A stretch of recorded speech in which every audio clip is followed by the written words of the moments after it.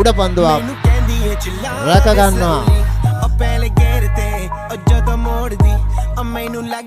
පාවරණේ පන්දුව අදින්නේ ප්‍රබල ඉල්ලීමක් දැවී ගිය ක්‍රීඩකයෙක් හැටියට සටහන් කරනවා.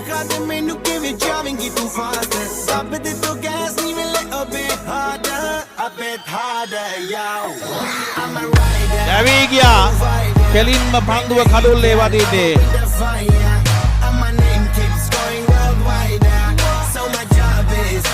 දැවී ගියා නවිනුල් හක් ක්‍රීඩා පිටියේ නිවත් කිරීමට සමත් වෙනවා. මතේෂ පතිරණ තීරණාත්මක පන්දුවවරය තුල